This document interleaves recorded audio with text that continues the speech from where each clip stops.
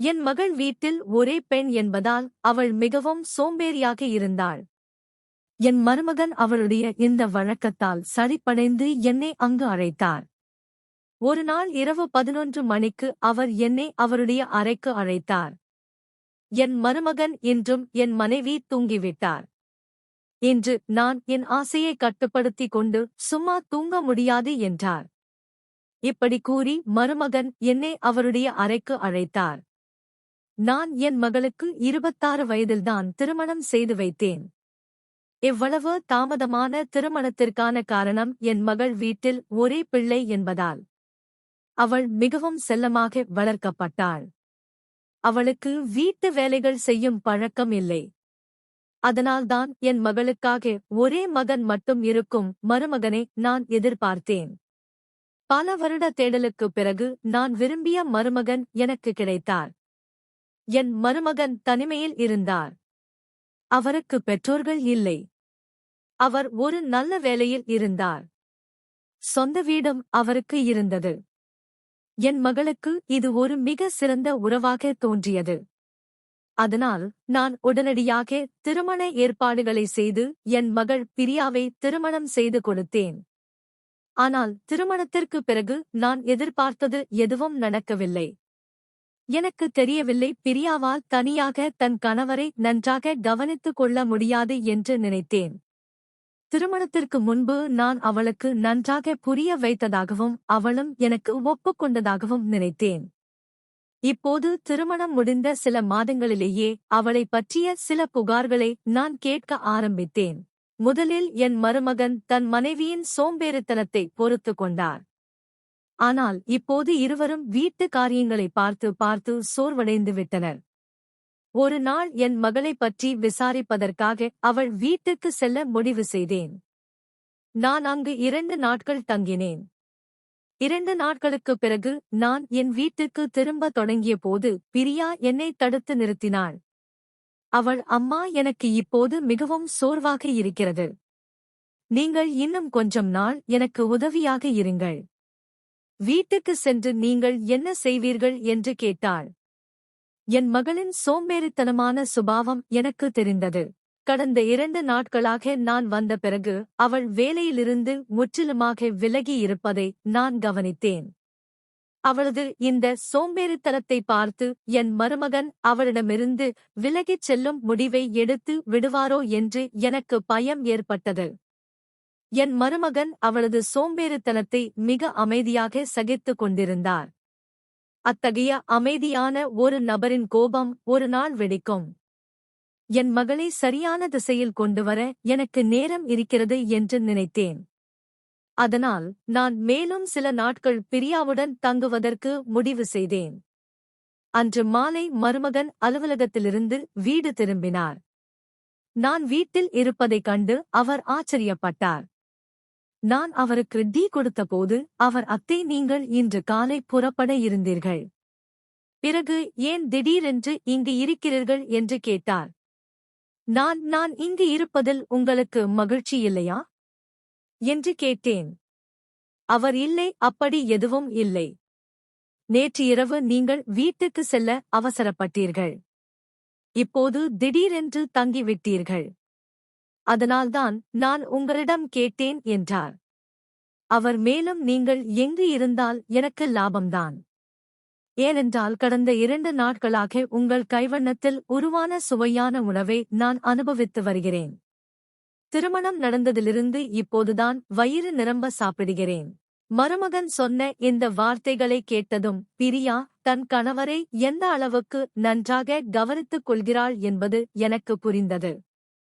நான் அவரிடம், நான் இன்னும் சில நாட்களில் தங்கி உங்களை கவனித்துக் கொள்வதோடு பிரியாவுக்கு மேலும் சில வீட்டு வேலைகளை கற்றுக் கொடுப்பேன் என்று கூறினேன். அப்போது மருமகன், நீங்கள் எப்போதும் இங்கேயே தங்கினாலும் எனக்கு எந்த பிரச்சனையும் இல்லை. ஏனென்றால் நீங்கள் வீட்டில் இருந்தால் பிரியாவும் உங்களைப் போல் ஆகிவிடுவாள் என்றார். நான் இங்கு தங்குவதற்கு மருமகனுக்கு எந்த பிரச்சனையும் இல்லை என்பதால் நான் அவர் வீட்டில் தங்க ஆரம்பித்தேன். என் மகளின் திருமணத்திற்குப் பிறகு நான் என் வேலையை ராஜினாமா செய்துவிட்டேன். நான் இப்போது தனியாக இருந்ததால் எனக்கு அதிக பணம் தேவையில்லை. எனக்கு ஓய்வூதியம் கிடைத்து கொண்டிருந்தது. தங்குவதற்கு என் சொந்த வீடும் இருந்தது. அதனால் நான் அதிக கஷ்டப்படாமல் ஓய்வெடுக்க முடிவு செய்தேன். இப்படியே பிரியாவுடன் சில நாட்கள் ஆகிவிட்டன. கடந்த 2 நாட்களாக நான் மருமகனை இரவில் காலில் பார்த்து கொண்டிருந்தேன். மருமகனுக்கும் பிரியாவுக்கும் இடையில் ஏதோ நடந்திருக்கிறது என்று எனக்கு தோன்றியது.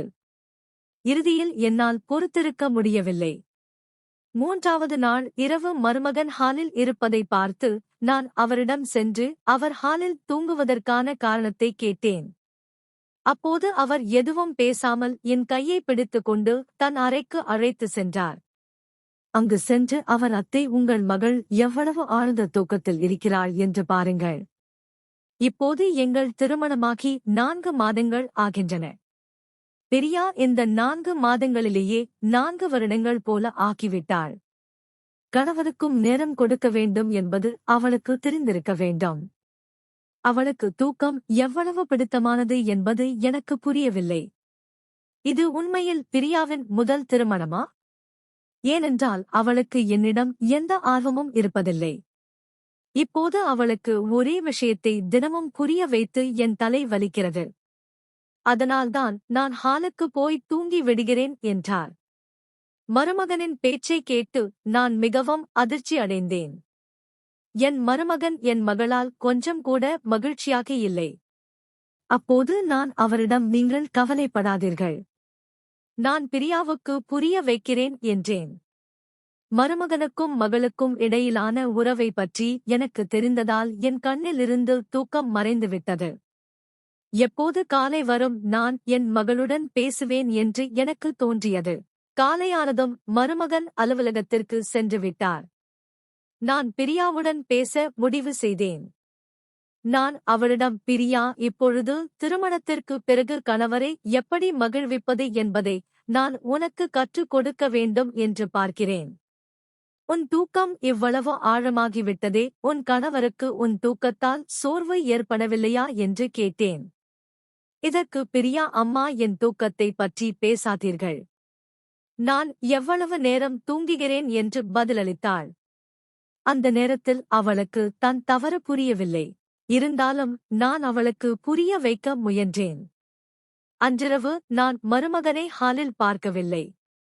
அவருக்கும் பிரியாவுக்கும் இடையே எல்லாம் சரியாக இருக்கிறதா என்று பார்க்க அவர்களின் அறைக்கு வெளியே சென்றேன். அங்கு சென்று அவர்களின் அறைக்குள் எட்டி பார்த்தேன். உள்ளே மருமகன் ஜன்னலில் நின்றிருப்பதைக் கண்டேன். பிரியா ஆழ்ந்த தூக்கத்தில் இருந்தாள். என் அறிவுரை அவளுக்கு எந்தவித பாதிப்பையும் ஏற்படுத்தவில்லை. நான் அங்கிருந்து கிளம்பும்போது என் சேலையின் முந்தானை திடீரென்று சிக்கிக் கொண்டது. எனக்கு பலத்த அதிர்ச்சி ஏற்பட்டது. நான் கீழே விழுந்தேன். என் சத்தத்தை கேட்டதும் மருமகன் ஓடி வந்து நான் விழுந்திருப்பதைக் கண்டு என் அருகில் வந்தார். அவர், அத்தை, இந்த நேரத்தில் எங்கள் அறைக்கு வெளியே என்ன செய்தீர்கள் என்று கேட்டார். நான் காலையில் நான் பிரியாவுக்கு எல்லா விஷயங்களையும் புரிய வைத்தேன். அவள் இன்றும் தூங்குகிறாளா என்று பார்க்க வந்தேன் என்றேன். அப்போது அவர், பிரியாவுக்கு எவ்வளவு புரிய வைத்தாலும் எந்த பயனும் இல்லை. நான் இப்போது அவளை கைவிட்டு விட்டேன். நீங்கள் தேவையில்லாமல் அவளுக்கு மன அழுத்தத்தை கொடுக்காதீர்கள் என்றார். இதற்குப் பின் மருமகன் என்னை எழுப்பினார். என் ஒரு கையை அவர் தோளில் வைத்தும் மறுகையை என் இடுப்பிலும் வைத்து என்னை என் அறைக்கு அழைத்துச் செல்லத் தொடங்கினார். என் அறைக்கு வந்ததும் மருமகன் என் கால்களை பிடித்துவிட ஆரம்பித்தார். மருமகன் தொட்டதுமே நான் வெட்கப்பட்டேன். அவர், நீங்கள் வெட்கப்பட தேவையில்லை என்றார்.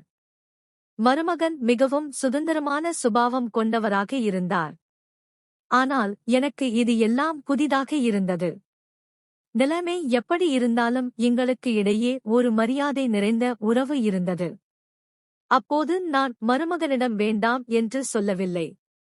ஆனால் அவர் என் முழங்கால் வரை என் கால்களை தடவ ஆரம்பித்தார். அப்பொழுது மருமகனின் கண்கள் என் மீது ஒரு வித்தியாசமான முறையில் சுழன்று கொண்டிருந்தன. மெதுவாக மருமகனின் கண்கள் என் மீது திரும்ப தொடங்கின. அந்த நேரத்தில் நான் அதை உணரவில்லை. நான் இப்போதும் அழகாக இருக்கிறேன். என் உடல் முன்பை போலவே இருக்கிறது. அப்போது என் கால்களை தொடும்போது மருமகன், அத்தை, உங்கள் மகளை விட நீங்கள் சோர்வாக தெரியவில்லை. நீங்கள் இப்போதும் அழகாகவும் இளமையாகவும் இருக்கிறீர்கள் என்றார். மருமகன் சொன்னதை கேட்டு நான் புன்னகைத்தேன். இதற்கு பிந்தைய நாட்களில் பிரியாவுக்கு எல்லாவற்றையும் கற்றுக் கொடுக்க நான் முயற்சி செய்து கொண்டிருந்தேன். அவள் மெதுவாக என்னிடமிருந்து வீட்டு வேலைகளை கற்றுக்கொள்ள ஆரம்பித்தாள். ஒரு இரவு பாத்திரங்கள் சத்தம் கேட்டது. நான் உடனடியாக அறைக்கு வெளியே வந்தேன். மருமகன் உணவு தட்டை கையில் பிடித்துக் கொண்டு சமையலறையிலிருந்து வெளியே வருவதைக் கண்டேன். என்னை பார்த்ததும் அவர் ஆச்சரியம் அடைந்தார். இவ்வளவு இரவில் உணவு தட்டோடு எங்கே போகிறீர்கள் என்று அவரிடம் கேட்டேன். அவர், எனக்கு இரவில் பசிக்கிறது. நீங்கள் சமைத்த சுவையான உணவு திடீரென்று என் நினைவுக்கு வந்துவிட்டது என்றார். சரி, நாம் இருவரும் ஒன்றாக அமர்ந்து சாப்பிடலாம் என்றேன். மருமகன் என் கையை பிடித்து மேசை நாற்காலியில் அமர வைத்து எனக்கு உணவு பரிமாறத் தொடங்கினார். அவர் எனக்கு உணவு பரிமாறிக் கொண்டிருந்த போது அவரின் ஒரு கால் என் காலின் மீது இருந்தது. அவர் மீண்டும் மீண்டும் என் கண்களை பார்த்து கொண்டிருந்தார். நான் அவரின் மாமியார். ஆனால் அவருக்கு இது நினைவில் இல்லை. நான் சாப்பிட்டுவிட்டு தண்ணீர் குடித்தேன். பிறகு மருமகனிடம் என் வயிறு நிறைந்துவிட்டது என்று சொன்னேன். ஆனால் மருமகன் மேலும் சாப்பிடுமாறு வற்புறுத்தினார். நானும் அவருக்கு உணவு பரிமாறினேன். அவர் என்னிடம் மிகவும் விசித்திரமான முறையில் நடந்து கொண்டார். ஆனால் என்னால் அவரை மறுக்க முடியவில்லை. நான் மருமகனிடம், நாளை சில மாணவர்கள் எங்கள் வீட்டை வாடகைக்கு எடுக்க வருவதாக சொல்லியிருக்கிறார்கள். எங்கள் வீட்டின் மாடி அறை காலியாக உள்ளது. இந்த அறையை வாடகைக்கு விடலாமா என்று கேட்டேன். ஆனால் மருமகன் மறுத்துவிட்டார். நானும் வேறு எதுவும் சொல்லவில்லை. அடுத்த நாள் இரவு மருமகன் எல்லையை மீறினார். அவர் என் அறைக்கு வந்து என் கையை பிடித்துக் கொண்டு என்னை அவருடைய அறைக்கு அழைத்துச் சென்றார். நான் மிகவும் பயந்து போய் அவரிடம், இது என்ன நடக்கிறது மருமகனே என்று கேட்டேன். அவர் எனக்கு ஒரு நைட்டி உடையை கொடுத்து, இதை அணிந்து கொண்டு வாருங்கள் என்றார். அவர் சொன்னதைக் கேட்டு நான் அதிர்ச்சி அடைந்தேன். நான் அவரிடம், நீங்கள் என்ன பேசுகிறீர்கள்? நான் உங்கள் மாமியார், இதை நீங்கள் மறக்கக் கூடாது என்று சொன்னேன். ஆனால் அவர், பிரியா தூங்கிவிட்டால் என் வீட்டின் மற்ற தேவைகளை உங்களிடமிருந்துதான் நான் பூர்த்தி செய்ய வேண்டும். இந்த நைட்டியை நான் பிரியாவுக்காக வாங்கி வந்தேன். ஆனால் அவள் அதை அணியவில்லை. நீங்களே இந்த நைட்டி ஆடையை அணிந்து எனக்கு காட்டுங்கள் என்றார். மருமகன் சொன்னதைக் கேட்டு நான் மிகவும் வெட்கப்பட்டேன். அவரிடம், நான் உங்கள் மாமியார், இதை நீங்கள் மறக்கக் கூடாது என்று சொன்னேன். ஆனால் நான் அவரை மறக்க முடியாமல் அங்கிருந்து சென்றுவிட்டேன். அடுத்த நாள் பிரியா தூக்கத்தில் இருந்து எழுந்து காலை உணவு சாப்பிடத் தொடங்கினாள். அவள் காலை உணவு சாப்பிடும்போது நான் அவளிடம் அந்த நைட்டி ஆடையை கொடுத்து, நான் இப்போது இங்கிருந்து கிளம்புகிறேன். ஏனென்றால் நீ திருந்தவதாக தெரியவில்லை. மருமகன் எனக்கு இந்த நைட்டியை கொடுத்தார். என்னிடம் தன் விருப்பத்தை வெளிப்படுத்தினார். உன்னால் எனக்கு மருமகனின் வார்த்தைகளை கேட்க நேர்ந்தது. உன்னால் உன் கணவரை மகிழ்விக்க முடியாவிட்டால் உன் வாழ்க்கை வீண் என்று அஞ்சலியிடம் நிறைய பேசினேன். என் பேச்சை கேட்டு அவள் அழ ஆரம்பித்தாள். அவள், அம்மா, சில நாட்களாக எனக்கு நல்லது நடக்க வேண்டும் என்று நீங்கள் எனக்கு புரிய வைக்க முயற்சி செய்கிறீர்கள். எனக்கு எல்லாம் புரிகிறது. ஆனால் நான் என்ன செய்ய முடியும்? எனக்கு இரவில் ஏன் ஆழ்ந்த தூக்கம் வருகிறது என்று எனக்கு புரியவில்லை. திருமணமான சில மாதங்களுக்குப் பிறகுதான் எனக்கு இப்படி திடீரென்று தூக்கம் வர ஆரம்பித்தது. உங்கள் மருமகன் விவேக் என்னை பற்றி என்ன சொல்கிறார் என்று எனக்கு தெரியாது. ஆனால் இன்று வரை நான் உணர்ந்தது என்னவென்றால், விவேக்குக்கு என்னிடம் எந்த ஆர்வமும் இல்லை. அப்போது பிரியா தன் கணவரை பற்றி பொய் சொல்கிறாளா? அல்லது மருமகன் தன் மனைவியைப் பற்றி பொய் சொல்கிறாரா என்பதை புரிந்து கொள்வது சாத்தியமற்றது என்று நான் நினைத்தேன். அன்றிரவு நான் பிரியாவை என் அறைக்கு செல்ல சொன்னேன். அவளுக்கு பதிலாக நான் அங்கு சென்று படுத்தேன். அன்றிரவு நான் பிரியாவைப் போல் நைட்டி உடை அணிந்து அவளுக்கு பதிலாக தூங்க முயன்றேன். நான் என் முகம் வரை போர்வையை இழுத்து போர்த்திக் கொண்டேன்.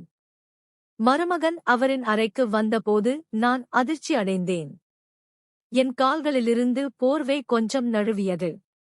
அப்போது மருமகன் என்னை பிரியா என்று நினைத்துக் கொண்டார். அவர் என் அருகில் வந்து என் கால்களை தடவ ஆரம்பித்தார். அந்த நேரத்தில் எனக்கு ஏதோ விசித்திரமாக நடக்கப் போகிறது என்று அப்படி தோன்றியது. ஆனால் அதே நேரத்தில் கதவு சத்தம் கேட்டது.